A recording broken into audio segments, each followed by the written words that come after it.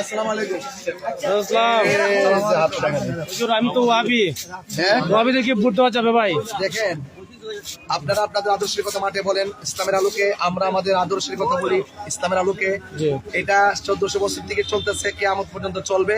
কিন্তু আমি যে দায়িত্ব নিয়ে মাঠে আত্মপ্রকাশ করেছি, এটা হলো রাজনীতি। আর রাজনীতি হয় আকীদার ভিত্তিতে না, রাজনীতি হয় ইনসাফের ভিত্তিতে। সুতরাং আমি যখন রাজনীতি করব, ইনসাফের ভিত্তিতে করবো। আপনি তো দলিল দিয়ে কথা বলছেন না, যারা ওয়াবি খেসে করা যাবে না।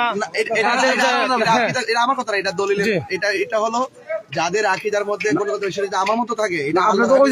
এটা আল্লাহর হাবিব সাল্লাল্লাহু আলাইহি ওয়াসাল্লাম নিজে বলছেন। আপনি তো ওইজন না আপনি তো ওইজন ওয়াবির জানাজা যখন যেত না, ওয়াবির সাথে তোমার সাহায্য যেত না, ওয়াবির সাথে যাচ্ছে তখন যাবে না, এগুলো তো আপনি বলছেন না। এটা কেন বলছেন আমি বলবো।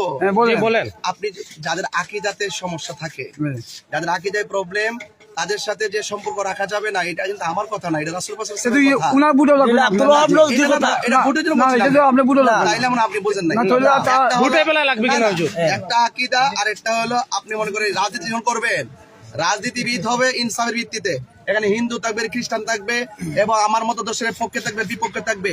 আমি যখন রাজনীতি করব, তখন আমাকে ইনসাফের ভিত্তিতে ধর্ম, বর্ণ, দল, মত নির্বিশেষে সবাইকে নিরাপত্তা দেওয়া হলো প্রতিনিধির দায়িত্ব। এই জন্য রাজনীতির ভাষার সাথে আকীদার কোনো বিষয় আপনি নির্বাচিত হইলে ওয়াহাবিয়াকে আলাদা করে দিবেন। কেন আলাদা হবে? কেন আলাদা হবে? কেন আপনি তো বলছেন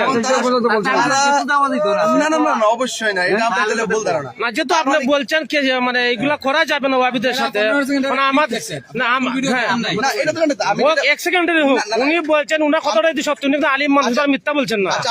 আপনি কি? আপনি কি? আপনি কি? ধরেন আমি ওয়াবি। যারা আপনার মত আদেশের বিরুদ্ধে তারাই আপনারা ওয়াবি বলেন। আমার মত আদর্শের ভিতরে জি, আপনার যে আকীদাতে চলেন, এই আকীদার বিরুদ্ধে যারা চলে, আপনি তাদেরকে ওয়াবি বলেন। আচ্ছা, যারা আমাদেরকে তো অনেক মাজার পূজারি বলে, যারা কেন বলে? আমাদের বিপরীতে যারা নিবে, যেমন আমাদের বলতে পারে, আমরা তো খেসি বেলা আত্মীয়তা আমরা নিষেধ করি না, তাদের লেগে করা যাবে না। আমি শেষ করি, আমরা তাদেরকে বুঝে আমাদের লাইনে আনো পারে।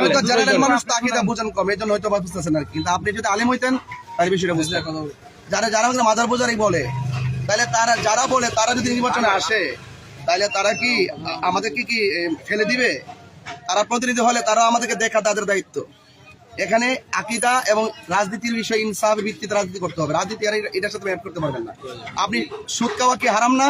হারাম। সুদ খাওয়া থেকে হারাম করে বলতে হবে না? বলতে হবে। তার মানে কি সবাই জানে হারাম কি না? আপনি হারামকে হারাম বলতে হবে, হারামকে হারাম বলতে হবে। তাহলে কি ওয়াবি যারা করে এরা আমি করে কোনটা? আরে না, সুদ করে দেব,